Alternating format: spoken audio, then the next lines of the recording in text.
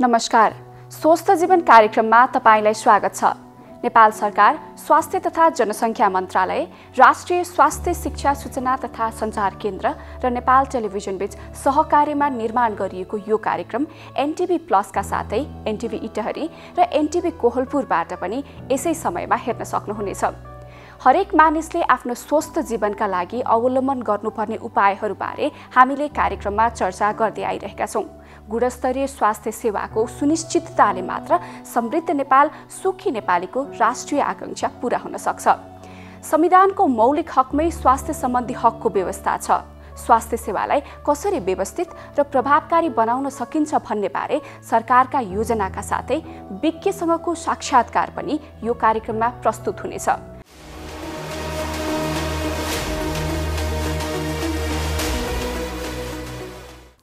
नेपालमा कोभिड-19 संक्रमणबाट मुक्त भएकाहरूको शारीरिक, मानसिक र सामाजिक स्वास्थ्य स्थितिको अध्ययन गरिएको छ।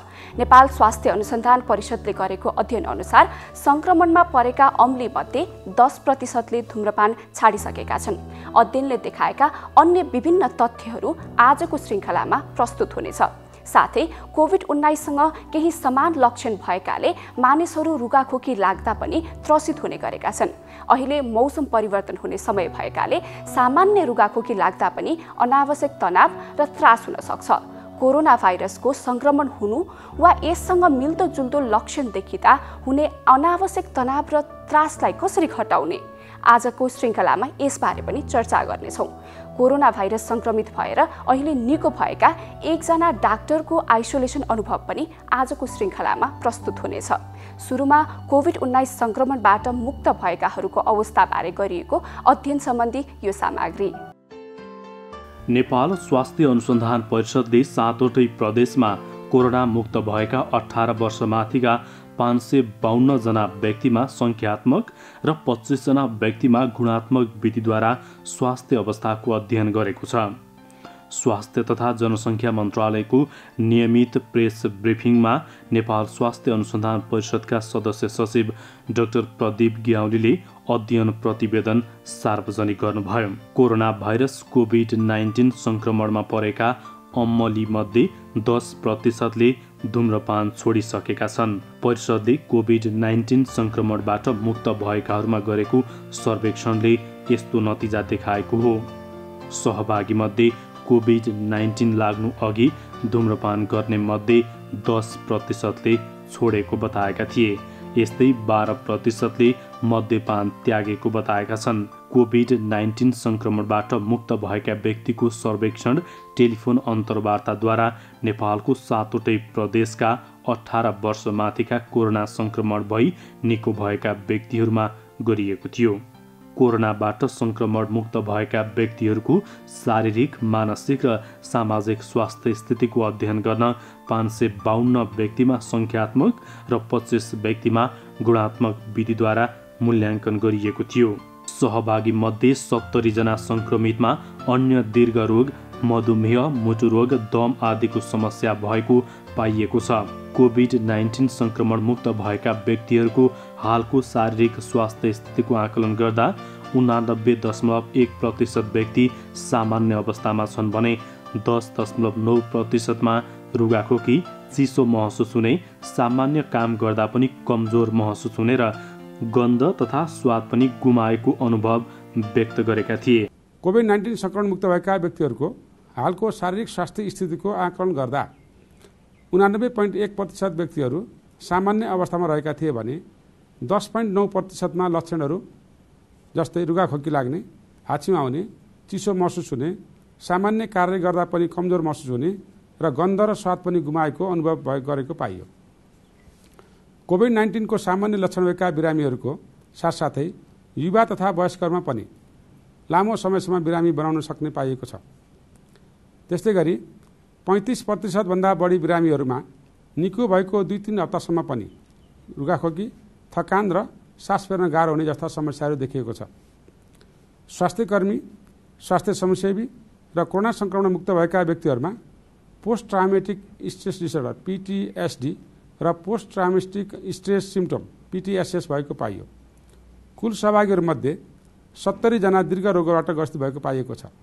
जसमध्ये सबैभन्दा बढी मधुमेह, डायबिटिज, त्यस्तै गरी मुटु सम्बन्धी रोग, दमको रोग, त्यस्तै गरी श्वास प्रश्वास सम्बन्धी अन्य रोग र त्यस्तै केहीमा चाहिँ HIV सँग सम्बन्धित भएका पनि बिरामीहरू पाइएको छ। धुम्रपान र मद्यपानको सेवन पनि कोभिड पश्चात 10 देखि 12% क्रमशः घटेको पाइएको छ। हामीले कोरोना लाग्नुभन्दा अगाडिको धुम्रपान र मद्यपानको स्थिति र कोरोना लागिसके पछाडि चाहिँ मद्यपान र धुम्रपानको स्थिति पनि अध्ययन गरेका थियौँ, जसमा चाहिँ केही क्रमशः घटेको छ, तर यो निरन्तर उहाँहरूले लिने प्रक्रिया पनि देखिन्छ यसमा। त्यसकारणले गर्दा यो चाहिँ पनि देखिएको छ। त्यसै गरी शारीरिक स्वास्थ्यमा 80% बढीका माथिका निको भएका व्यक्तिहरूले घरआयसी, घरबाहिरको काम र आर्थिक आयोजनको काम सहजै रूपमा गरेको पाइयो भने 9.6% घरआयसी, 9% घरबाहिरको काम र 11.1% आर्थिक आयोजनको काम गर्न अरूको सहायता लिएको पाइएको छ। त्यस्तै गरी मानसिक स्थिति मूल्याङ्कन गर्दा 15.1%हरूमा कोभिड-19 प्रकोपको बारेमा बारम्बार दिक्क लाग्ने र अनावश्यक विचारहरू आएको र 7.7%मा आफू र अरूप्रति नकारात्मक विचारहरू आएको पाइएको छ। त्यसै गरी 21.4%मा कामको चिन्ता, 19.2%मा घरको चिन्ता र 29.6%मा बेरोजगारीको कारणले आर्थिक चिन्ता भएको पाइएको छ। कोभिड-19बाट संक्रमित व्यक्तिहरूले रिपोर्ट नेगेटिभ नभएसम्म आफूलाई अलग राख्नु परेको कारण मासिक कमाइलाई असर पुर्याएको पाइएको छ। सहभागीहरूले कोभिड-19को डरका कारण आफन्तहरूबाट कुनै पनि स्नेह र प्रेमको अनुभव नपाएको गुनासो गर्नुभएको छ। सामाजिक स्वास्थ्य स्थिति बारेमा मूल्याङ्कन गर्दा 84.3% निको भएका व्यक्तिहरूले सामाजिक भेदभावको महसुस गरेको पाइयो। सामाजिक दुर्व्यवहारको कारणले गर्दा उनीहरूमा मानसिक चिन्ता बढेको देखिएको छ। थोरै सहभागीहरूले रिपोर्ट गरे अनुसार तनावको प्रमुख कारणहरूमध्ये अविश्वसनीय समाचारहरूका स्रोतहरू र फेसबुक लगायतका सामाजिक सञ्जालले उनीहरूलाई पोजिटिभ रिपोर्टभन्दा बढी चिन्तित बनाएको पाइयो। यसैबीच नेपालमा कोरोना भाइरस कोभिड-19 का सक्रिय संक्रमितको संख्या 25,000 नागेको अवस्थामा पुनः लकडाउन हुने भएको छ। स्वास्थ्य तथा जनसङ्ख्या मन्त्रालयले देशमा 25,000 सक्रिय संक्रमित नागे पुनः लकडाउन गर्न सिफारिस गर्ने निर्णय गरेको हो। जोखिम उच्च रहेकोले जनस्वास्थ्यको मापदण्ड पालना हुन नसक्ने खालका सबै सेवा र व्यवसाय कम्तीमा 1 महिना नखोल्न सिफारिस गर्ने निर्णय समेत भएको छ। आइसिएस इन्सिडेन्ट कमान्ड सिस्टमका पदाधिकारीहरूसहित बसेको बैठकबाट भएका निर्णयहरू म यहाँ सुनाउन गइरहेको छु। नम्बर 1, संक्रमण दर बढिरहेको र जोखिम उच्च नै रहेकाले जनस्वास्थ्यका मापदण्ड पालना हुन नसक्ने खालका सबै सेवा र व्यवसाय कम्तीमा 1 महिना नखोल्न सिफारिस गर्ने तथा कुनै दिन 25,000 भन्दा बढी सक्रिय संक्रमित भएमा बन्दाबन्दी गर्न सिफारिस गर्ने। 25,000 भन्दा बढी सक्रिय संक्रमित हुँदाखेरि हाम्रो इन्फ्रास्ट्रक्चर स्वास्थ्य सम्बन्धी हाम्रो निकायहरूले यो म्यानेज गर्न गाह्रो छ भनेर हामीले यो कुरा निर्णय गरेका छौँ।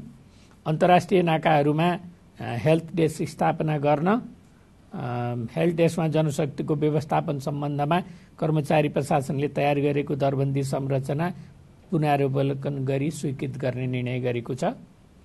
विभिन्न अस्पताल तथा प्रयोगशालाहरूमा तोकिएभन्दा बढी शुल्क लिने गरेको तथा सेवा प्रवाहका सम्बन्धमा गुनासोहरू आएकाले त्यस किसिमका गुनासोहरू सम्बोधन गर्न स्वीकृति दिने निकायले ती अस्पताल तथा प्रयोगशालाहरूको कडाइका साथ अनुगमन गरी कारबाही गर्ने निर्देशन दिने। ती निकायहरूले अनुगमन गर्दा आफ्नो अधिकारभित्र गर्न नसकेको विषय भए अनुगमन गरी मन्त्रालयमा पेश गर्ने। असोजको पहिलो हप्ताको लागि जनस्वास्थ्यको तोकिएका एसएमएसको मापदण्डको पालनको अवस्था देख्दा सीसीएमसी मार्फत जिल्ला तह र स्थानीय तहसम्म अनुगमन बढाउन र कडाइका साथ कार्यान्वयन गर्न र मापदण्ड उल्लङ्घन गर्नेलाई कारबाही गर्ने व्यवस्था गर्न सिफारिस गर्ने निर्णय भएको छ।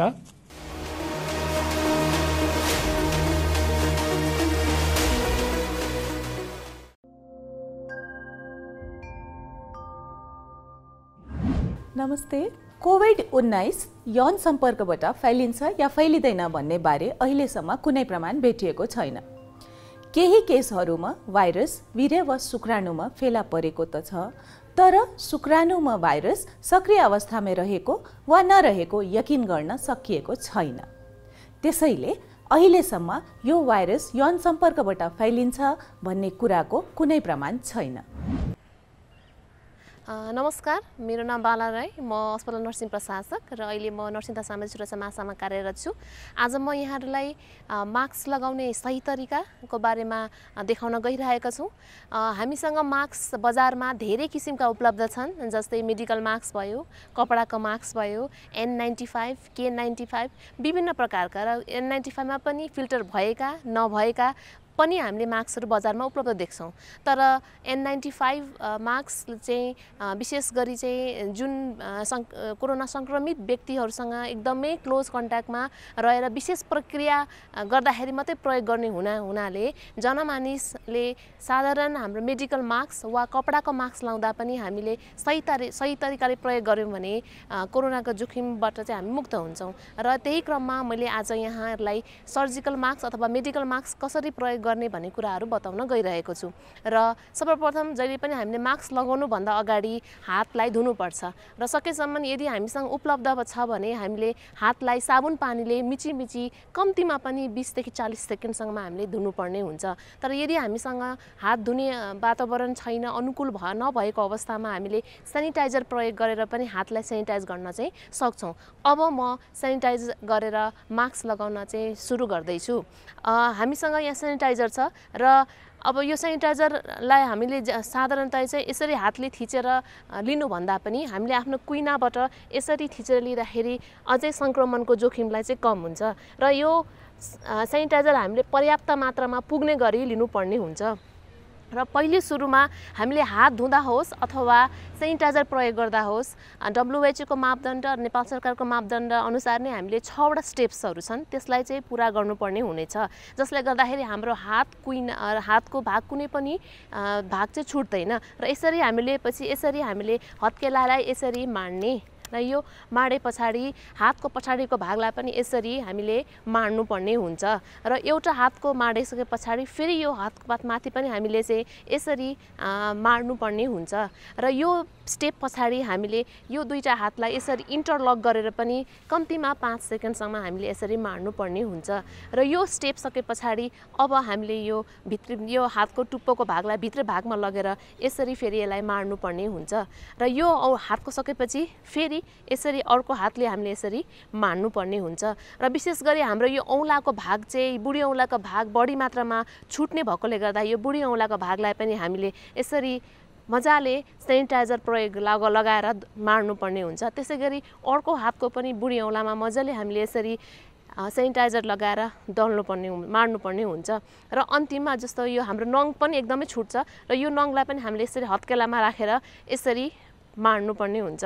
त्यसै गरी अर्को हातको पनि यसरी, र अन्तमा चाहिँ यसरी हामीले पुरै हाम्रो विशेष गरी यो नाडीमा बढी मात्रामा छुट्ने भएकोले गर्दा यसरी नै अर्को हातको पनि नाडीसम्म हामीले यसो गऱ्यौँ भने अब हाम्रो हात चाहिँ सेनिटाइज भयो। हामीले यसरी सेनिटाइज प्रयोग गरेर पनि हातलाई सेनिटाइज गर्न सक्छौँ, अथवा साबुन प्रयोग गर्दाखेरि पनि यही 6 वटा प्रक्रिया अनुसार चाहिँ हामीले साबुन प्रयोग गरेर पनि हाम्रो हातलाई चाहिँ सेनिटाइज गर्न चाहिँ सक्छौँ।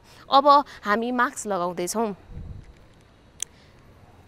हामीले मास्कमा अहिले हेर्दाखेरि यो मेडिकल मास्क हो र हामी जनमानिसले यो मेडिकल मास्कको सही प्रयोग गर्दाखेरि पनि कोरोनाको सङ्क्रमणलाई कम गर्न सक्छौँ।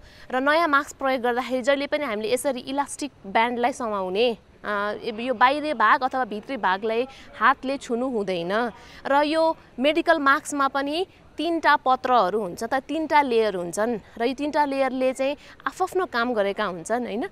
र हामीले मास्कको छनौट गर्दाखेरि पनि यो 3टा लेयर भएको मास्कको छनौट गर्नुपर्ने हुन्छ। र यसरी अब हामीले हेर्दाखेरि बजारमा विभिन्न किसिमका लेयर मास्कहरू हुन्छ, जस्तो साधारणतया चाहिँ यो नीलो रङकै हुन्छ, तर सेता रङको पनि मास्कहरू पाइन्छ। त्यसको लागि अगाडि पछाडि भाग कसरी छुट्याउने भन्दाखेरि यो अगाडिको भागमा यहाँले देख्नु भएको छ होला, यो प्लेटहरू प्लेटहरू के छ त तलतिर चाहिँ गएको छ र अलिकति गाढा निलो रङमा छ। त्यसै गरी भित्री भागमा सेतो र अलिकति हल्का रङमा हुन्छ र यो प्लेटहरू चाहिँ माथितिर फर्केको हुन्छ। र सँगसँगै तपाईहरुले देख्नु पनि भएको छ होला, यो मास्कको माथिल्लो भागमा चाहिँ अलिकति सेतो खालको कडा चीज हुन्छ र यो कडा भाग, यो मेटलको कडा भाग हुन्छ एउटा, यो कडा भागलाई हामीले नाकको डाँडीमा राख्नका लागि माथि पारेर राख्नुपर्ने हुन्छ। र जहिले पनि मास्क प्रयोग गर्दाखेरि एकचोटि निकालेर हामीले मास्कलाई हेर्नुपर्छ, कुनै प्वाल छ कि अथवा कुनै ड्यामेज भएको छ कि भनेर यकिन गरे पछाडि अब यो मास्कलाई यो इलास्टिक ब्यान्डको सहयोगले यसरी आफ्नो नाक मुख छोप्ने गरी लगाउनु पर्ने हुन्छ।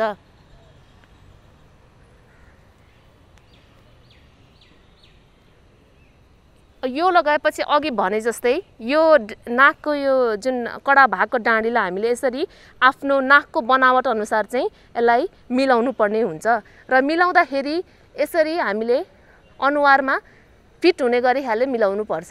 र त्यस पछाडि यो तल अब यो चिउडालाई पनि छोप्नु पर्ने भएकोले गर्दा यो नाकको डाँडीलाई समाएर यो चिउडाको भागलाई पनि यसरी हामीले तानेर यसरी मिलाउनु पर्ने हुन्छ। अब हाम्रो नाक मुख र चिउडा पूर्ण रूपले छोपियो। अब यो मास्क लगाएपछि हामीले यो बाहिरको भागलाई हातले छुनु हुँदैन। यसो छुँदाखेरि यो संक्रमण भएको हुन्छ र हाम्रो हातमा पनि फेरि संक्रमण भएर हामीले हाम्रो आँखा हात अरू ठाउँमा छुँदाखेरि संक्रमणको जोखिम चाहिँ बढ्न सक्छ। यदि हामीले यो मास्क लगाएको बेलामा हाम्रो हातले बाहिर भागमा छुयौँ भने तुरुन्तै हामीले फेरि सेनिटाइज गर्न सक्छौँ। र अब यो मास्कलाई कसरी खोल्ने भने म फेरि यहाँहरूलाई देखाउन गइरहेको छु। र मास्क खोल्नुभन्दा अगाडि पनि हामीले हातलाई त्यसै अघिको जस्तै गरेर सेनिटाइज गर्ने।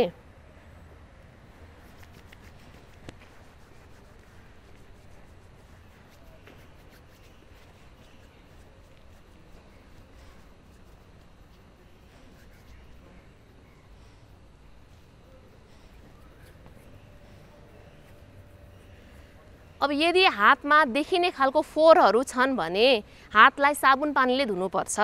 यदि देखिने फोहोर छ भने, अनि देखिने फोहोर नभएको अवस्थामा अथवा साबुन पानी नभएको अवस्थामा हामीले सेनिटाइज गर्न सक्छौँ।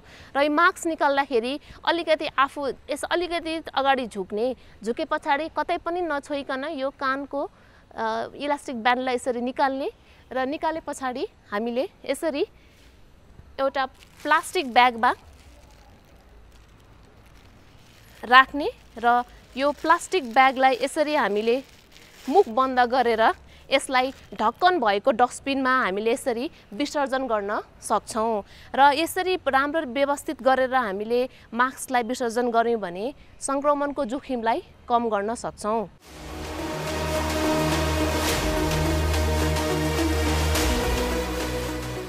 कोभिड-19सँग केही समान लक्षण भएकाले मानिसहरू रुगाखोकी लाग्दा पनि त्रसित हुने गरेका छन्। अहिले मौसम परिवर्तन हुने समय भएकाले सामान्य रुगाखोकी लाग्दा पनि अनावश्यक तनाव र त्रास हुन सक्छ। कोरोना भाइरसको संक्रमण हुनु वा यससँग मिल्दोजुल्दो लक्षण देखिँदा हुने अनावश्यक तनाव र त्रासलाई कसरी हटाउने, यसबारे सामग्री अबको क्रममा। कोरोना भाइरस नाक र मुखबाट मानिसको शरीरमा प्रवेश गर्छ। संक्रमित व्यक्तिको संसर्गमा आउने अरू मानिसहरूमा उक्त भाइरस सर्न सक्छ। संक्रमित व्यक्तिले खोक्दा वा हाच्छिउँ गर्दा नाक र मुखबाट निस्किएका ससाना छिटामा कोरोना भाइरस हुन्छ। उनीहरूको नजिकमा बस्ने मानिसको शरीरमा भाइरस प्रवेश गर्न सक्छ। कोरोना भाइरस संक्रमणका प्रारम्भिक लक्षण तथा साधारण रुगाखोकीका लक्षणहरू मिल्दाजुल्दा भएकोले कस्तो अवस्थामा अस्पताल जाने भन्ने कुरामा बिरामीलाई अन्यल हुने गरेको छ। कोभिड-19सँग केही समान लक्षण भएकोले मानिसहरू रुगाखोकी लाग्दा पनि त्रसित हुने गरेका छन्। नाक कान घाँटी सम्बन्धी समस्यामा लक्षण उस्तै हुने भएकोले त्यस्ता बिरामी र कोरोना संक्रमित बिरामीको पहिचान गर्न मात्र होइन, उपचारमै पनि कठिन हुने गरेको छ। उपचार गर्ने स्वास्थ्य कर्मी मात्र होइन, उपचार लिने बिरामी पनि कोरोना हो वा अन्य रोग भन्ने अन्यलमा पर्ने गरेका छन्। अहिले मौसम परिवर्तनको समय भएकोले विभिन्न जीवाणुहरू सक्रिय भइरहेका हुन्छन् भने हाम्रो शरीरमा पनि परिवर्तन आइरहेको हुन्छ। मौसम परिवर्तन हुने समयमा सामान्य रुगाखोकीदेखि एलर्जी, घाँटी दुख्ने, घाउ आउने हुन सक्छ। अहिले मौसम परिवर्तन हुने समय भएकोले सामान्य रुगाखोकी लाग्दा पनि अनावश्यक तनाव र त्रास हुन सक्छ। कोरोना भाइरसको संक्रमण हुनु वा यससँग मिल्दोजुल्दो लक्षण देखिँदा हुने अनावश्यक तनाव र त्रासलाई कसरी हटाउने? नाक कान घाँटी रोग विशेषज्ञ प्राध्यापक डाक्टर विकासलाल श्रेष्ठसँगको संवाद अब हामी प्रस्तुत गर्दैछौँ। अहिलेको सिनारियोमा चाहिँ हामी स्पेसली हामी एज अ ENT सर्जन कुनै पनि पेसेन्टहरू हामी कहाँ आउँदाखेरि चाहिँ पेसेन्टहरूले ज्वरो आयो या घाँटी दुख्यो या सास फेर्न गाह्रो भयो, खोकी लाग्यो भन्दाखेरि हामीलाई चाहिँ सामान्य रुगाखोकी हो कि जस्तो पनि लाग्छ। तर कोरोनाको पनि सिम्टम्सहरू या भनौँ त्यसको चाहिँ सिम्टम्सहरू कुरा गर्दाखेरि चाहिँ कोरोनाको लगभग त्यही खालको सिम्टमहरू हुने गर्छ। त्यही भएर यसलाई छुट्याउनु चाहिँ अति नै गाह्रो हुने गर्छ। र त्यस्तो केसमा चाहिँ हामी प्रायः जस्तो चाहिँ हाम्रो हस्पिटलको कुरा गर्दाखेरि हामीका फिभर क्लिनिकहरू छन् र त्यसमा चाहिँ हामी प्रायः बिरामीलाई पठाउने गर्छौँ र त्यहाँ चाहिँ हाम्रो ट्रायज गर्ने गर्छ हाम्रो डाक्टर साहबहरूले। त्यसपछि आएर त्यहाँबाट चाहिँ यदि फिभरहरू छैन या त्यस्तो केही छैन भने चाहिँ हामी फेरि आएर हेर्ने गर्छौँ। तर यो तपाईँले भन्नुभएको जस्तो कोरोना हो कि भने छुट्याउनु चाहिँ गाह्रै छ, किन भन्दाखेरि अब सामान्य रुगाखोकीको पनि कोरोनाको सिम्टम हुनसक्छ या कोरोनाको पनि सिम्टमहरू सामान्य रुगाखोकीसँग मिल्न सक्छ। त्यही भएर यसलाई छुट्याउन अलिक गाह्रो नै छ। यसको लागि अब हामीले प्रायः चाहिँ युनिभर्सल प्रिकसन भन्ने गर्छौँ। जुनसुकै बिरामीहरू आयो भने पनि त्यसलाई चाहिँ कोरोना पोजिटिभ हो कि भन्ने शङ्काका साथ हामीले काम गर्ने गर्छौँ। त्यसको लागि हामीले फुल प्रोटेक्सन लिने गर्छौँ। जस्तै अब भाइजरहरू भयो या गगल्सहरू लगाउने गर्छौँ हामी। त्यसपछि आएर N95 मास्कहरू छ भने N95 मास्क, अदरवाइज अरू मास्कहरू लगाउने गर्छौँ। त्यस्तै गरेर चाहिँ एप्रोनहरू पनि एकदमै पुरा प्रोटेक्सन साथ एप्रोनहरू पनि लगाएर हामीले चाहिँ काम गर्ने गर्छौँ ताकि पेसेन्टबाट हामीलाई चाहिँ केही पनि त्यस्तो खालको सर्ने या त्यस्तो केही नहोस् भन्ने हिसाबले हामी काम गर्ने गर्छौँ। र यदि हामीलाई केही पनि शङ्का छ या कोरोनाको जस्तो कुनै सिम्टम्सहरू छ, जस्तै अब कोरोनाको सिम्टमहरू प्रायः जस्तो डिफ्रेन्ट स्तरले के देखाउँछ भन्दाखेरि चाहिँ ज्वरो आउने हुनसक्छ एउटा, अर्को चाहिँ सुक्खा खोकी लाग्ने, त्यसै सास फेर्न गाह्रो हुने र कुनै कुनै केसमा चाहिँ गन्ध पनि थाहा नहुने या स्वाद चेन्जहरू हुने, त्यस्तै गरेर चाहिँ डायरिया पनि हुने र कुनै केसमा भर्टाइगो हुन्छ हामी चक्कर लाग्ने समस्या नि हुने गर्छ। अब यो सबै समस्याहरू हेरेर र पेसेन्टको चाहिँ अवस्था हेरेर चाहिँ हामीलाई यदि शङ्का लाग्यो भने चाहिँ पेसेन्टलाई चाहिँ हामी चाहिँ कोरोनाको लागि टेस्ट गर्न पनि पठाउने गर्छौँ। अनि यो परिस्थितिमा चाहिँ बिरामीहरू आउने क्रमहरू कस्तो छ? फ्लो कतिको छ त? अब यो कस्तो छ भन्दाखेरि चाहिँ तपाईँको अहिलेको सिनारियोमा चाहिँ बिरामीहरूलाई चाहिँ डर के छ भन्दाखेरि हस्पिटल आयो भने चाहिँ कोरोनाहरू सर्ने हो कि बिरामीबाट या हुनसक्छ चिकित्सकहरूबाट या भनौँ स्वास्थ्य कर्मीबाट बिरामीलाई चाहिँ कोरोना सर्ने हो कि डर छ। त्यही भएर चाहिँ अहिले पेसेन्टको फ्लो चाहिँ हस्पिटलमा एकदमै घटेको छ भने पनि हुन्छ। र अब धुलिखेल हस्पिटलको इक्जाम्पल दिनु पर्दाखेरि हामी कहाँ पहिला नर्मल कन्डिसनमा झन्डै ENT विभागमा झन्डै 200-250 जना जति बिरामी आउँथ्यो। अहिले आएर बिरामीको सङ्ख्या घटेर चाहिँ झन्डै 40-50 जना मात्र आउने गर्छ।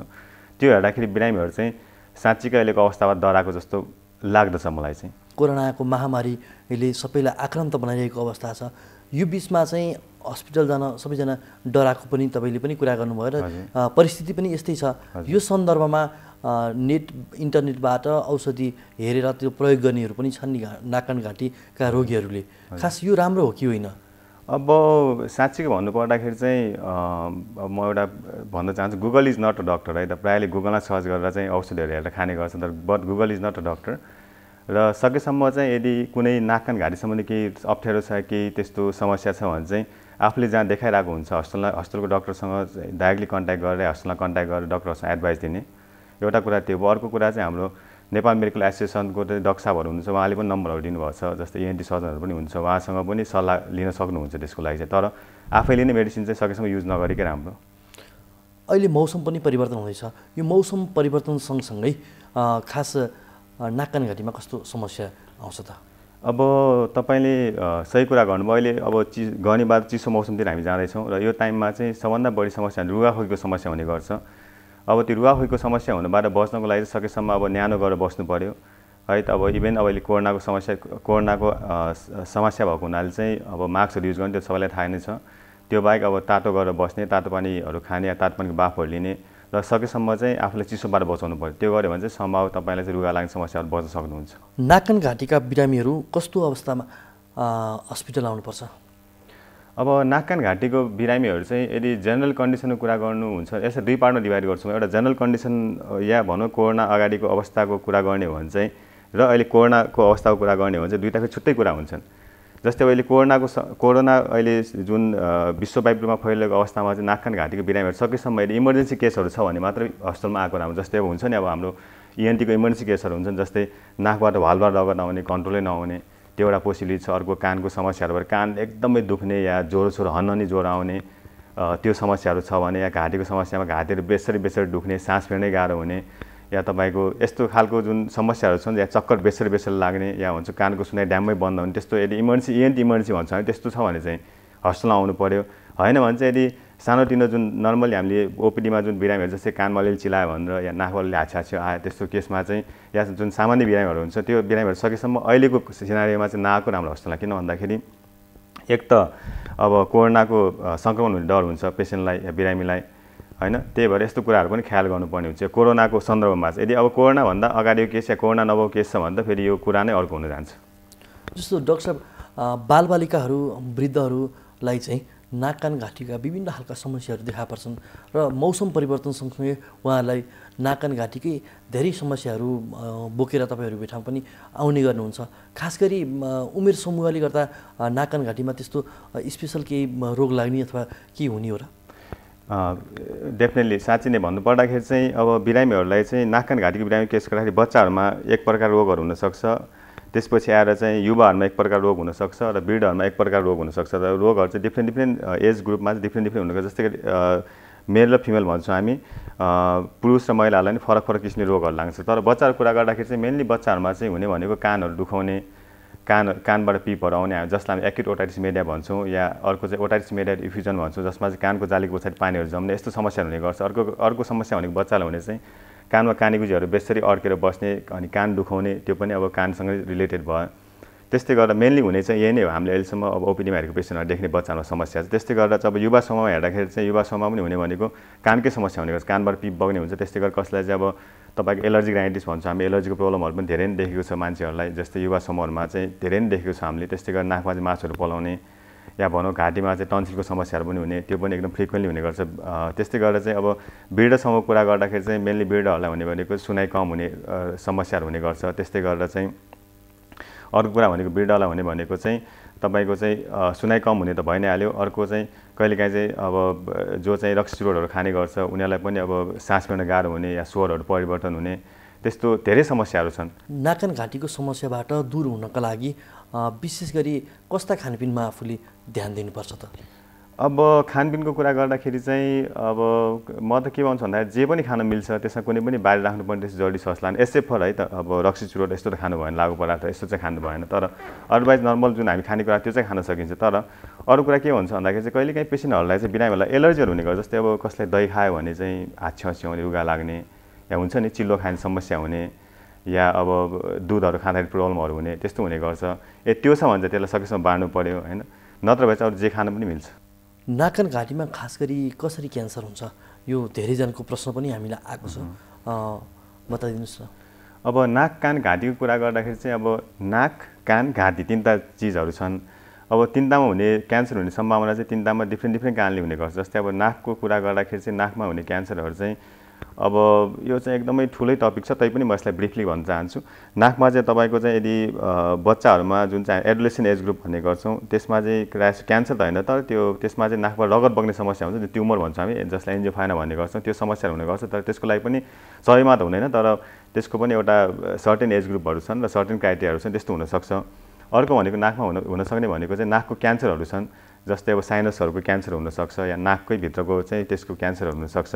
त्यसको कारण चाहिँ अब तपाईँको चाहिँ धुलो धुवाँले गर्दाखेरि हुनसक्छ, या काठहरूमा काम गर्ने मान्छेहरूको चाहिँ त्यो काठको धुलोले गर्दाखेरि त्यसले गर्दाखेरि हुनसक्छ। यो चाहिँ नाकको कुरा भयो। अब तपाईँको घाँटीको कुरा गर्दाखेरि चाहिँ घाँटीमा चाहिँ स्पेसियली चाहिँ रक्सी चुरोट खाने मान्छेहरूलाई चाहिँ हामी सिए ल्यारिङ्स भन्छौँ। तपाईँको स्पेसियली चाहिँ स्वर्णलीहरूको क्यान्सर हुने गर्छ, त्यो चाहिँ एकदमै कमन छ नेपालको कन्टेक्समा कुरा गर्दाखेरि। त्यस्तै गर्दा चाहिँ कानको पनि क्यान्सर हुनसक्छ। तर कानको भन्दा पनि कुरा गर्ने नै हो भने चाहिँ नाक र घाँटीको समस्या चाहिँ बेसी छ क्यान्सरसँग रिलेटेड। अब त्यसको लागि अब सकेसम्म अब जुन चिजले चाहिँ गर्ने हो त्यसबाटलाई प्रोटेक्सन गर्नु पऱ्यो, लाइक अब प्रिभेन्सन गर्नुपर्ने भन्न।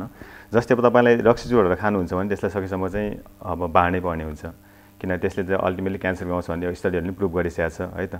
त्यसपछि आएर अब यदि तपाईँको वुडेन इन्डस्ट्रीमा काम गर्ने मान्छे छ या डिफ्रेन्ट फ्याक्ट्रीमा काम गर्ने मान्छे, उनीहरूले चाहिँ अब सकेसम्म मास्कहरू युज गर्नु पऱ्यो, ताकि त्यसले चाहिँ नाकमा चाहिँ भित्र नजाओस्, नाकलाई असर नगरोस्।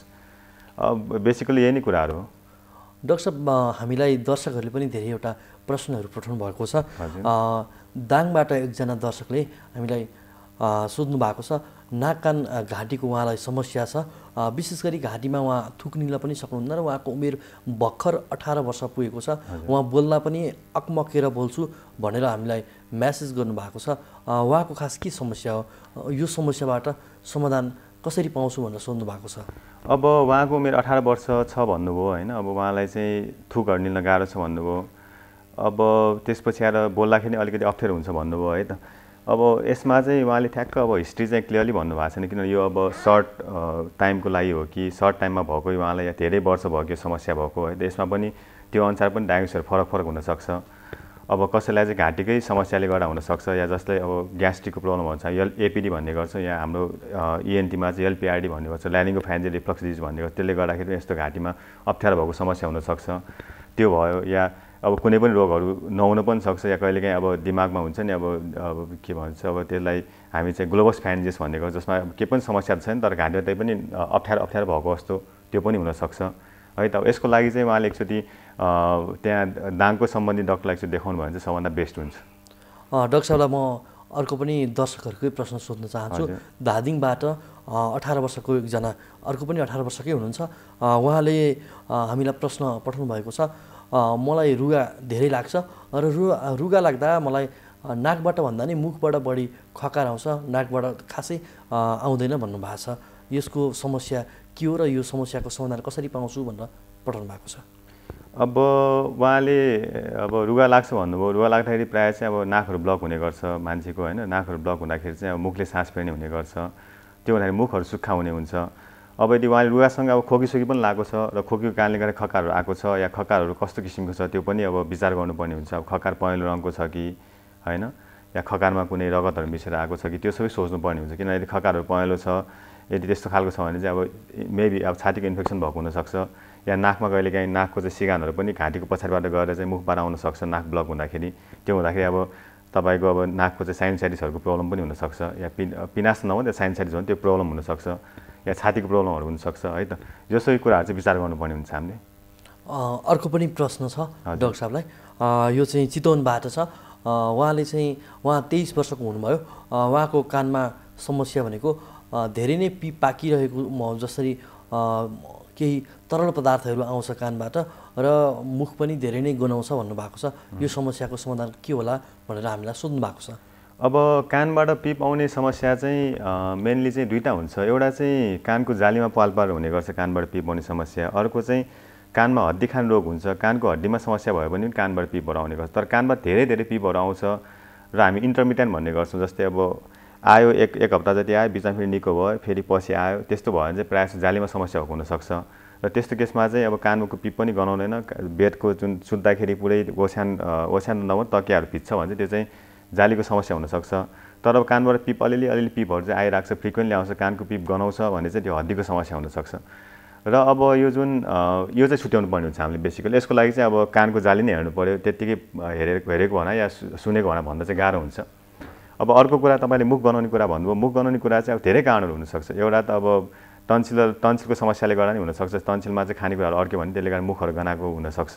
अर्को चाहिँ दाँतको समस्याले हुनसक्छ, जस्तै दाँतहरूमा केही प्रब्लमहरू छ, या तपाईँको चाहिँ जिन्जिवाहरू भन्छ हामी, त्यस्तोमा प्रब्लमहरू छ भने पनि मुख गनाएको हुनसक्छ। त्यही भएर त्यो चाहिँ एकचोटि हेर्नुपर्ने हुन्छ। डाक्टर साहब, हामीलाई सबैभन्दा धेरै प्रश्न सोधेको छ, यो टन्सिल कसरी हुन्छ र यो टन्सिलको जति उपचार गरे पनि बिसो हुँदैन भन्ने खालको एकजनाले गुनासो पनि फोन गरेर पनि गर्नुभएको छ। यो खास टन्सिलको समाधान चाहिँ घरेलु उपाय चाहिँ के हुनसक्छ? अब टन्सिलको घरेलु उपाय भन्दा पनि अब टन्सिलाइटिसको कारणहरू चाहिँ डिफ्रेन्ट हुने गर्छ। जस्तै प्रायःको केसमा चाहिँ तपाईँको भाइरसहरूको इन्फेक्सनले गर्दा टन्सिल हुने गर्छ। त्यस्तै गरेर चाहिँ भाइरस इन्फेक्सनले पछि गएर चाहिँ ब्याक्टेरियल इन्फेक्सनले गर्दाखेरि पनि त्यसले चाहिँ टन्सिलाइटिस झनै घाँटीहरू दुखाउने झन् समस्या गर्ने गर्छ। त्यस्तै गरेर फङ्गस भन्छ त्यसले गर्दा टन्सिलाइटिस हुने गर्छ। त्यसको एलर्जीले गर्दा टन्सिलाइटिस हुने गर्छ। अब यो चाहिँ अब डिपेन्ड्स गर्छ। अब एलर्जीको कारणले गर्दा हुन्छ भने चाहिँ अब डिफ्रेन्ट सिजनमा या कुनै नाकमा समस्या हुँदाखेरि अब घाँटीमा समस्या टन्सिलहरू पनि सुनिने सक्छ। अब भाइरलले छ भने चाहिँ भाइरलले गर्दाखेरि चाहिँ एक हप्तामा प्रायः जस्तो चाहिँ टन्सिलको दुख्छ। अब अलिकति तपाईँले केही अब नर्ने औषधि खानुभयो, कुल्लाहरू गर्नुभयो भने त्यो ठिक भइहाल्छ। तर ब्याक्टेरियाले छ भने चाहिँ ब्याक्टेरियल कारणले गर्दा भएको छ भने तपाईँले एन्टिबायोटिक्स नै खानुपर्ने हुन्छ। किन भन्दाखेरि चाहिँ अब ब्याक्टेरियल कारणले गर्दा हुने टन्सिलाइटिसमा चाहिँ तपाईँको टन्सिलहरूमा पहेँलो त्यो बस्ने होइन, टन्सिलमा चाहिँ बस्ने गर्छ। त्यस्तै गरेर चाहिँ यदि एन्टिबायोटिकहरू समयमै लिनु भएन भने चाहिँ त्यसले गर्दा पछि चाहिँ समस्या नि जस्तै मुटुको समस्याहरू हुनसक्छ। अब यो सबै चिजहरू छन्। त्यही भएर अब टन्सिललाई ठ्याक्कै कसरी निको पार्ने भन्दा पनि टन्सिलाइटिस हुनुको कारण के हो त्यो चाहिँ पत्ता लगाउनु पर्यो, त्यसपछि त्यही अनुसार उपचार गर्नुपर्ने हुन्छ। डाक्टर साहब, समग्रमा भनिदिनु न, नाक कान घाँटीलाई ठ्याक्कै संरक्षण चाहिँ कसरी गर्न सकिन्छ? म पहिला कानबाट सुरु गर्छु। अब कानमा चाहिँ तपाईँले के गर्नुपर्छ भन्दाखेरि कानको समस्या हुनुबाट बच्नको लागि सकेसम्म चाहिँ कानमा चाहिँ पानीहरू नपार्ने, तेलहरू नपार्ने, नुहाउँदाखेरि चाहिँ कपासहरू हुन्छ, कपासमा चाहिँ केही भ्याक्सिन या केही क्रिमहरू डल्ने राखेर चाहिँ कानमा टम हुने गरेर राखेर चाहिँ नुहाउनुपर्छ ताकि कानभित्र पानीहरू नजाओस्। त्यो एउटा पोसिबिलिटी भयो कानको लागि। त्यस्तै गरेर अर्को चाहिँ कानहरू कोट्याउनु पनि हुन्न। मान्छेहरू नेपालीहरूको प्रायः बानी के छ भने कानहरूमा चाहिँ त्यो अब कुखुराको प्वाखहरू हुन्छ, त्यसले चाहिँ कान मजाले त्यो के भन्छ सफा गर्ने या कान कोट्याउने बानी चाहिँ प्रायः नेपालीको बानी त्यो किनकि आनन्द आउँछ भनेर गर्ने गर्छ, तर त्यो चाहिँ गर्न राम्रो होइन। त्यसले गर्दाखेरि कानमा चाहिँ तपाईँको फङ्गल इन्फेक्सनहरू हुने गर्छ या कहिलेकाहीँ जाली नै पाल पर्न सक्छ। त्यही भएर सकेसम्म त्यो चाहिँ बानी चाहिँ हटाउनु पऱ्यो। त्यस्तै गरेर बच्चाहरू जन्मिने बित्तिकै अब हुन्छ नि, अब प्रायःसो अब बुवा आमाहरूले चाहिँ बच्चाको कानमा तेलहरू राखिदिने गर्छ र सायद प्रायःसो नेपालीको त्यो गर्छ पनि होला, तर हाम्रो चाहिँ अब इएनटीमा भन्दाखेरि चाहिँ त्यो नराखेकै राम्रो है त, कानमा तेलहरू नराखेकै राम्रो। त्यस्तै गरेर चाहिँ अर्को नाकको लागि भन्नुपर्दाखेरि चाहिँ मान्छेहरूको नाक कोट्याउने बानी हुन्छ। त्यो नाक कोट्याउने बानीले गर्दाखेरि नाकहरूमा रगत आउन सक्छ है त, त्यही भएर त्यो नाकहरू पनि कोट्याउनु भएन। त्यस्तै गरेर चाहिँ अर्को अब तपाईँको चाहिँ नाकको लागि चाहिँ अर्को चाहिँ अब धुलो धुवाँहरूबाट बस्नु पऱ्यो। किन भन्दाखेरि धुलो धुवाँहरूमा चाहिँ तपाईँको अब डिफ्रेन्ट एलर्जिकहरू हुन्छ, चिजहरू हुन्छ, त्यही भएर अब बराल्दाखेरि धेरै धुलो भएको ठाउँमा मास्कहरू सकेसम्म युज गर्नु पऱ्यो है त। यो सबै चिजहरू छन्। त्यस्तै गरेर घाँटीको संरक्षणको लागि मैले अघि नै कुरा गरिसकेको छु। अब रक्सीचुरोटहरू सकेसम्म खानु भएन। अब त्यो त क्यान्सर गराउने मेन तत्त्व नै हो, त्यो चाहिँ प्रुभ भइसकेको छ स्टडीबाट। त्यही भएर चाहिँ सकेसम्म रक्सीचुरोटहरू सकेसम्म बाँड्नुपर्ने हुन्छ। त्यस्तै गरेर अर्को भनेको चाहिँ भोइसहरू चाहिँ एब्युज भन्छ हामी, धेरै धेरै नबोल्ने। अब धेरै कोही मान्छे हुन्छ जस्तै अब तपाईँको चाहिँ टिचिङ प्रोफेसनमा भएको मान्छे हुन्छ या कोही अब बढी कुरा गर्नुपर्ने मान्छे हुन्छ, त्यसमा चाहिँ एकदमै भोइस एकदम बेसी एब्युज गर्ने भन्छ। त्यसै कारण तपाईँको स्वर नलीमा चाहिँ समस्याहरू भएर चाहिँ स्वरै बस्ने त्यस्तो पनि हुनसक्छ। र अर्को कुरा चाहिँ अब तपाईँलाई चाहिँ अब एसिडिटीहरू छ भने पनि त्यसले गर्दाखेरि घाँटीमा समस्या हुनसक्छ। त्यही भएर एसिडिटी हुन पनि दिनु भएन। सकेसम्म बाहिर हिँड्दाखेरि मास्कहरू युज गर्नु पऱ्यो है त। अनि मान्छेहरूसँग कुरा गर्दाखेरि पनि मिनिमम 6 फिटको चाहिँ दूरीमा राख्ने, सोसियल डिस्टेन्सिङ भन्छ हामी, त्यो गर्नुपर्ने हुन्छ। त्यसपछि आएर चाहिँ अब हरेकचोटि बाहिर जाँदाखेरि सेनिटाइजरले हातहरू चाहिँ फ्रिक्वेन्टली सफा गर्ने या भनौँ साबुन पानीले हात बारम्बार धुनुपर्ने हुन्छ। अब सकेसम्म चाहिँ क्राउडेड एरियामा या हुलमुल भएको ठाउँमा नजाने, यो सबै कुराहरू छन्। र यसलाई कोरोनालाई चाहिँ सकेसम्म चाहिँ अब साधारण रोग भनेर चाहिँ बस्नु चाहिँ हुन्न। किन भन्दाखेरि कोरोना लागिसकेपछि चाहिँ थाहा हुन्छ त्यसको चाहिँ इफेक्ट कति हुन्छ भन्ने कुरा। डिफ्रेन्ट स्टडीहरूले पनि देखाइसकेको छ कोरोना लाग्दाखेरि तपाईँको फोक्सहरूमा समस्याहरू हुने है त, अब त्यसरी ब्लडहरूमा या भन्छ रगतमाहरू समस्याहरू हुने, अब त्यस्तो धेरै कुराहरू छन्। त्यही भएर चाहिँ मान्छेहरूले चाहिँ अब यसलाई चाहिँ लाइटली लिनु चाहिँ नलिएकै राम्रो। अब अहिले जुन अवस्था देखिरहेको छ मान्छेहरू चाहिँ अब बाटोमा मैले आज आउँदाखेरि पनि देखेँ होइन, मास्क नलाउने मान्छेहरू हिँडिरहेछन्, कुरा गरिरहेछन्। तर अब त्यो चाहिँ नभएसम्म मात्र, भएपछि बल्ल थाहा हुन्छ मलाई अब लागेको छ ल भन्ने कुरा हुन्छ। त्यस्तो कुराहरू छन्। त्यही भएर त्यसमा अलिकति ख्याल गरेर बस्नुपर्छ। आफू पनि बस्नु पऱ्यो, आफ्नो फ्यामिलीलाई पनि बचाउनु पऱ्यो।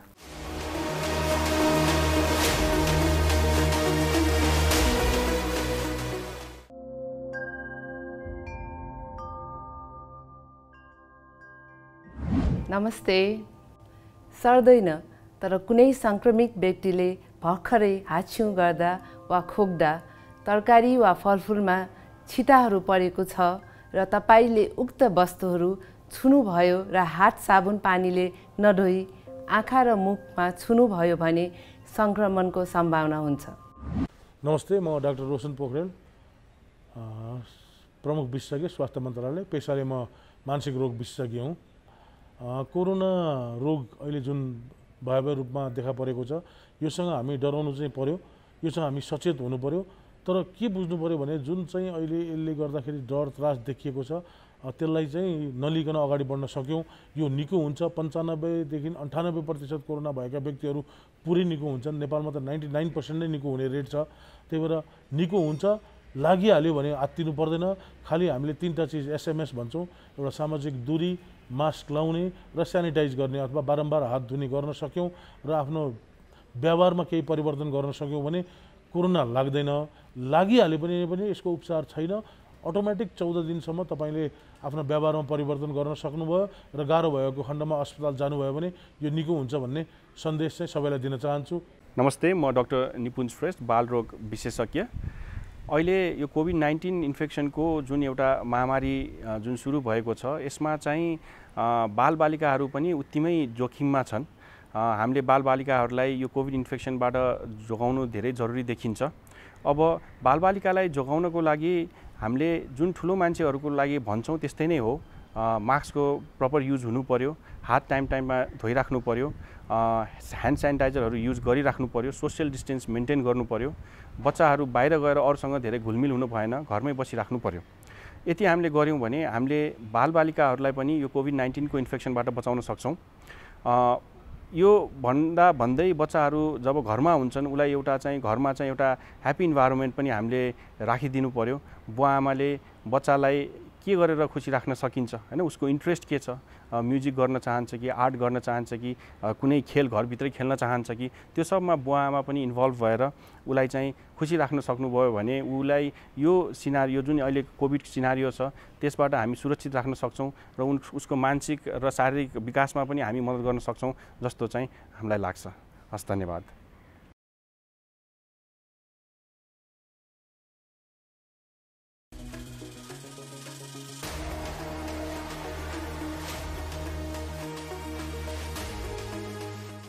कार्यक्रम स्वस्थ जीवन हरेक दिन एनटिभी प्लसबाट बिहान 7 बजेदेखि 8 बजेसम्म र पुनः साँझ 5 देखि 6 बजेसम्म एनटिभी कोहलपुरबाट दिउँसो 1 देखि 2 बजेसम्म र एनटिभी इटहरीबाट दिउँसो 2 देखि 3 बजेसम्म प्रसारण हुने गरेको छ। स्वास्थ्य सम्बन्धी यहाँहरूको कुनै जिज्ञासा वा समस्या भएमा हामी सम्बन्धित विज्ञहरूबाट समाधान खोजी कार्यक्रममा प्रसारण गर्नेछौँ। हामीलाई सम्पर्क गर्ने माध्यमहरू यस प्रकार छन्: फोन, एसएमएस तथा भाइबरको लागि 9843 52 93 97, इमेल swasthjivan@ntv.org.np। यस कार्यक्रमको बारेमा आफ्नो सल्लाह, सुझाव र प्रतिक्रिया पनि यहाँहरूले यिनै मार्फत दिन सक्नुहुनेछ। साथै कार्यक्रममा के कस्ता सामग्री, विषय वा विज्ञ समेट्नु पर्ला भन्ने विषयमा पनि सुझाव दिन सक्नुहुन्छ। कार्यक्रम यहाँहरूले सामाजिक सञ्जाल मार्फत पनि हेर्न सक्नुहुन्छ। YouTube Nepal television, mobile application Nepal television, Facebook facebook.com/neptv2041।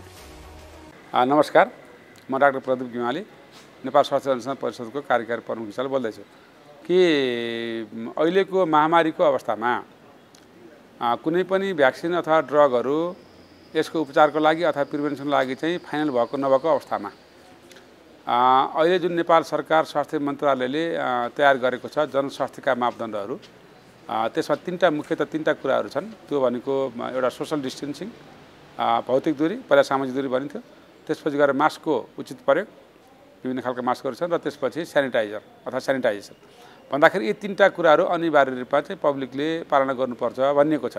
यो जनस्वास्थ्यको मापदण्ड हो र त्यो प्रयोग भएन भने यसको कानुनी तपाईँको दायरामा आउनुपर्छ भनिएको छ। र यही क्रममा स्वास्थ्य मन्त्रालयको रिक्वेस्टमा नेपाल स्वास्थ्य अनुसन्धान परिषदले काठमाडौँभित्रका विभिन्न सङ्घ संस्थाहरू, त्यसपछि गएर तपाईँको पब्लिक प्लेसेसहरू अथवा सपिङ मल होइन बस स्ट्यान्ड लगायतका ठाउँहरू गएर हामीले विभिन्न ठाउँमा अध्ययन गऱ्यौँ काठमाडौँमा एनएचआरसीको लिडरसिपमा। र त्यहाँ हामीले अध्ययन गर्दा के देखियो भने सामाजिक दूरीको अवस्था हेऱ्यौँ, मास्कको प्रयोग कस्तो छ भनेर हेऱ्यौँ, र त्यसै सेनिटाइजेसनको अवस्था कस्तो भयो। त्यसमा के देखेको छ भने जम्मा हामीले लिएका 45 डाटामध्ये होइन 72% तपाईँको मानिसहरूले मास्क लगाउनुहुन्छ भनेको अर्थ 27.समथिङले मास्क लगाएको छैन, 28% भनौँ होइन, मास्क लगाएको छैन। त्यस्तै गरी तपाईँको सेनिटाइजरको स्थिति हेर्दाखेरि 60% हात सेनिटाइजेसन गरेको छ हरेकचोटि काममा भन्ने देखिएको छ। र सोसल डिस्टेन्सिङको हामी कुरा गऱ्यौँ, सामाजिक दूरी, भौतिक दूरीको कुरा गऱ्यौँ। भौतिक दूरीको कुरा गर्दाखेरि हामीले भौतिक दूरीको त 2 मिटरको बिचमा हुनुपर्छ भनिएको छ, अवस्थामा जाँदाखेरि त्यो ग्याप राखिएको छ होइन, तर प्रयोग गरेको मान्छे एकदम थोरै देखियो कि तपाईँको गएर 31% मान्छेहरूमा मात्र तपाईँको गएर भौतिक दूरीको उचित प्रयोग गरेको देखियो। र अहिलेको जस्तो महामारीको अवस्थामा मैले यहाँलाई पनि भने prevention is better than cure भन्ने कुरा लाई आत्मसात गर्नु जरुरी देखिन्छ। र यसरी तपाईँको गएर हामीले यसलाई पालन नगर्दाखेरि रोगहरू हामीले घरमै बसेर निम्त्याएका हुन्छौँ। र हरेकचोटि अब के बुझ्नु पर्यो भने हरेक व्यक्तिले मसँग कोही नजिक आउँदैछ भने त्यो मान्छे 2 मिटर बिचमा छ कि छैन, ग्यापमा बस्नुहोस् भन्ने भन्नु पर्यो, माइन्ड गर्नु भएन आउनुले पनि। र मास्कको उचित प्रयोग गर्नुपर्छ भनेर सम्झाउनु पर्यो, गर्न लगाउनु पर्यो, भन्नु पर्यो, हरेक व्यक्तिको दायित्व। र सेनिटाइजेसनमा हामी सचेत हुनु पर्यो। गर्दाखेरि के भन्नु पर्यो, अर्कोलाई पनि कोरोना लागिसकेको छ, मलाई लाग्न सक्छ भनेर त्यो खालको चाहिँ तपाईँको चाहिँ मापदण्ड फलो गऱ्यो भने हामीलाई कोरोना लाग्ने सम्भावना अत्यन्त न्यून हुन्छ। त्यसकारणले गर्दा यो औषधि भ्याक्सिनको लागि पछि कुद्नु पर्दैन र जनस्वास्थ्यको मापदण्ड फलो गरौँ र यसमै भलाइ छ। यता डाक्टरको नाताले, यता रिसर्चरको नाताले, रिसर्चबाट पनि देखिएको छ होइन, तपाईँको चाहिँ तथ्यले पनि भनेको कुरा भन्दाखेरि यहाँहरूलाई यो आग्रह गर्न चाहन्छु नेपाल स्वास्थ्य अनुसन्धान परिषदको तर्फबाट र एउटा व्यक्तिगत डाक्टरको तर्फबाट। धन्यवाद। नमस्कार, म सङ्गीतकार सुरेश अधिकारी। अहिले यो जुन महामारीको अवस्थामा अहिले हामी छौँ, यो महामारीमा हामीले अरूको होहल्लामा लागेर विभिन्न असावधानीहरू अपनाउने, भिडभाडमा जाने हामीले नगरौँ र हामी आज बाँचे मात्रै हामी यो देश बनाउन सक्छौँ, हाम्रा बिग्रेका व्यवहार फेरि बनाउन सक्छौँ। हामी सानो कामको महत्त्वको लागि आफ्नो अमूल्य जीवनलाई बर्बाद गरिरहेका हुन्छौँ। हामी आफै मात्रै होइन, आफ्नो परिवारलाई सङ्क्रमित बनाउँछौँ हामीले। त्यसकारण हामीले अपनाउने सावधानी हाम्रो जीवनको लागि हो, हाम्रो शाखा सन्तानको, हाम्रो बालबच्चाको भविष्यको लागि हो। त्यसकारण म भन्छु तपाईहरू घरमै बस्नुहोस्, अत्यन्त जरुरी काम बाहेक कहीँ पनि बाहिर नजानुहोस् र परिवारका अरू सदस्यलाई पनि, विशेष गरेर केटाकेटीहरूलाई बाहिर धेरै नपठाउनुहोस्, भिडभाडमा नपठाउनुहोस् र वृद्धहरूको विशेष ख्याल राख्नुहोस्। बाहिर जानै पर्छ भने पनि सबै सम्बन्धित निकायहरूले, स्वास्थ्य निकायहरूले, सरकारले भनेका मापदण्ड अनुरूप मास्क लगाउनुहोस्, सेनिटाइजरको युज गर्नुहोस्, भिडभाडमा नजानुहोस्, भौतिक दूरीलाई 2 मिटर भनेर जुन तोकिएको छ त्यसलाई कायम राख्नुहोस्। त्यसो भयो भने तपाईँ हामी सधैँ सुरक्षित हुनेछौँ र घरमा पनि यी सावधानीहरूलाई अपनाउनु म अनुरोध गर्न चाहन्छु र तपाईहरू रहे हामी छौँ र हामी सबै रहे यो हाम्रो देश छ, हाम्रो भविष्य छ। नमस्ते, म डाक्टर विजेश राज घिमिरे, क्यान्सर रोग विशेषज्ञ। म यहाँहरूलाई आज हाम्रो क्यान्सर र कोभिडको बारेमा केही भन्न गइरहेको छु। यहाँहरूलाई थाहै छ हामी यो क्यान्सर बिरामीहरूमा हाम्रो रोगसँग लड्ने क्षमताहरू अलिक कम भएको हुनाले यो हाम्रो कोभिड या यो रोग चाहिँ उहाँहरूलाई केही गरी भइहाल्यो भने चाहिँ अलिकति जटिल रूपमा जान सक्ने र ज्यान पनि जान सक्ने किसिमबाट अगाडि बढ्न सक्ने भएको हुनाले हामीले चाहिँ क्यान्सर रोगको बिरामीहरूलाई चाहिँ यसबाट बच्नलाई, यसबाट सावधानी अपनाउन चाहिँ एकदमै धेरै नै जरुरी छ। त्यसैले गर्दाखेरि म यहाँहरू सबैलाई, अरूहरूले त सबैले गर्नु नै पर्छ, तर यहाँ क्यान्सर रोगीहरूले चाहिँ र क्यान्सरबाट उपचार गराइरहेका या क्यान्सर लागेर निको भइसकेका बिरामीहरूले चाहिँ यसमा एकदमै नै धेरै याद गर्नुहोला। अर्को कुरा चाहिँ के छ भनेदेखि हामीले अब क्यान्सरको लागि भनेर उपचार गर्नै पर्ने बिरामीहरू जसको लागि चाहिँ हाम्रो अलिक मतलब निको पार्न सकिने खालका रोगीहरू चाहिँ क्यान्सरको उपचारमा आउनलाई एकदम जरुरी छ। कोरोनाकै बिचमा पनि हामीले उपचार दिइरहेका छौँ र यसमा चाहिँ कि यहाँहरू आत्तिनु पर्दैन, हामीले सबै हाम्रो आफ्नो प्रिकसनहरू लिएर उपचार गरि नै रहेका छौँ।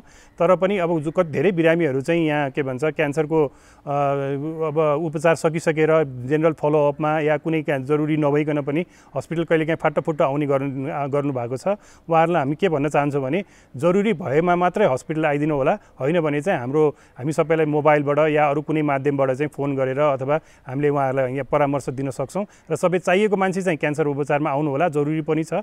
तर नचाहिएका मान्छेहरू चाहिँ घरमै बस्नु होला र पर्नु पर्यो भनेदेखि चाहिँ डाक्टरसँग चाहिँ अरू माध्यमबाट चाहिँ हामीलाई सम्पर्क गर्नु होला।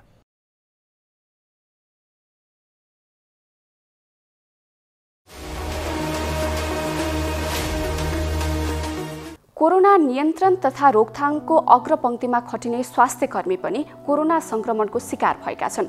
कोरोना भाइरस संक्रमित भएर अहिले निको हुनुभएका चिकित्सक डाक्टर श्रीराम तिवारीको आइसोलेसन अनुभव अब हामी प्रस्तुत गर्दैछौँ।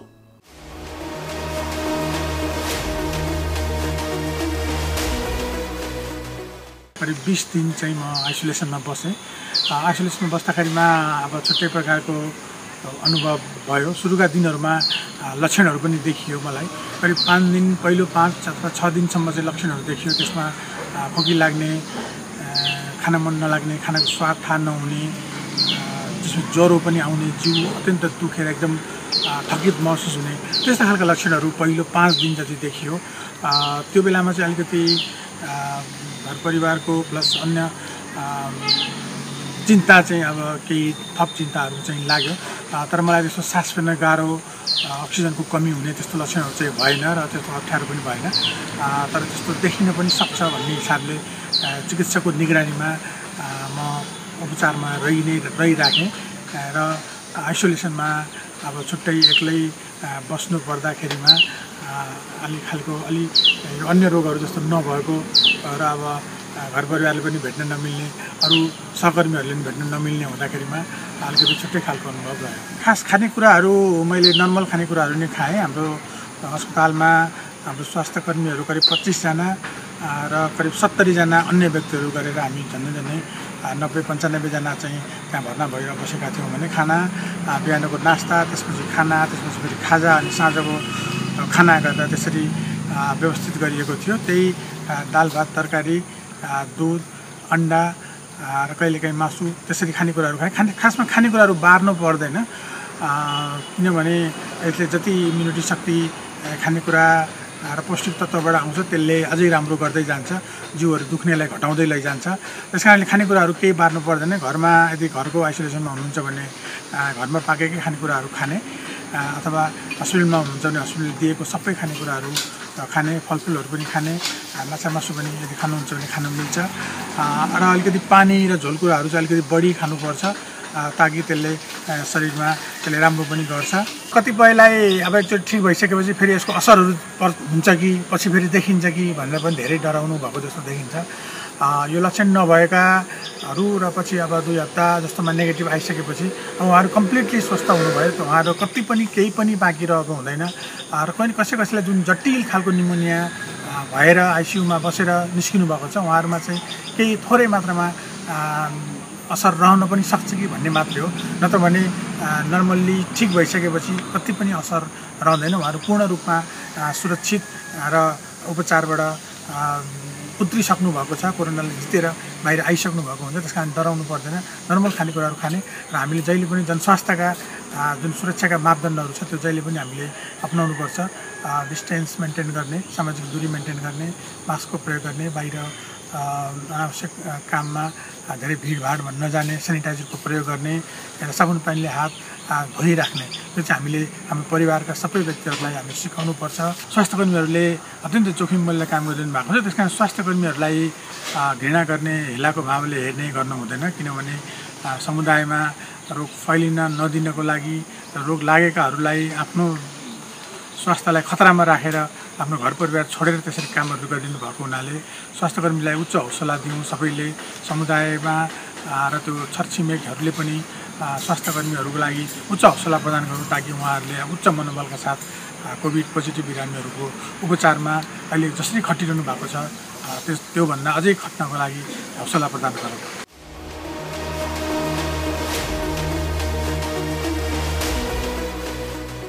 25,000 बढी सक्रिय संक्रमित रहेको खण्डमा नेपालको हालको स्वास्थ्य संयन्त्रले संक्रमण नियन्त्रण गर्न समस्या हुन सक्ने भएकाले पुनः लकडाउन गर्नुपर्ने हुन सक्छ। संक्रमणको जोखिम उच्च रहेकाले हामी सबैले जनस्वास्थ्यको मापदण्ड पालना गर्नु अति आवश्यक छ। नेपालमा कोभिड-19 संक्रमणबाट मुक्त भएकाहरूको अवस्थाबारे गरिएको अध्ययन सम्बन्धी सामग्री र अध्ययनले देखाएका विभिन्न तथ्यहरू आजको श्रृङ्खलामा प्रस्तुत गर्यौं। अहिले मौसम परिवर्तन हुने समय भएकाले सामान्य रुगाखोकी लाग्दा पनि अनावश्यक तनाव र त्रास हुन सक्छ। कोरोना भाइरसको संक्रमण हुनु वा यससँग मिल्दोजुल्दो लक्षण देखिँदा हुने अनावश्यक तनाव र त्रासलाई कसरी हटाउने यसबारे पनि चर्चा गर्यौं। कोरोना संक्रमित भएर अहिले निको हुनुभएका चिकित्सकको अनुभव पनि प्रस्तुत गर्यौं। आजका लागि स्वस्थ जीवन कार्यक्रमको समय सकिसकेको छ। यो कार्यक्रम नेपाल टेलिभिजनको वेबसाइट www.nepaltvonline.com तथा नेपाल टेलिभिजनको मोबाइल एप र फेसबुक र युट्युब जस्ता सामाजिक सञ्जालमा पनि हेर्न सक्नुहुनेछ। यो कार्यक्रममा तपाईका स्वास्थ्य सम्बन्धी समस्या, सरकारले प्रवाह गरेका स्वास्थ्य सेवा अथवा हाम्रो कार्यक्रमबारे कुनै पनि जिज्ञासा भएमा हामीलाई सम्पर्क गर्न सक्नुहुनेछ। सम्पर्क गर्ने माध्यम हामीले टेलिभिजन स्क्रिनमा देखाइरहेका छौं। तपाईहरूका समस्यालाई हामीले सरकारी अधिकारी वा विज्ञ मार्फत समाधान गर्न प्रयास गर्नेछौं। आजका लागि स्वस्थ जीवन कार्यक्रमबाट हामी सबैलाई बिदा दिनुहोस्। हवस् त, नमस्कार।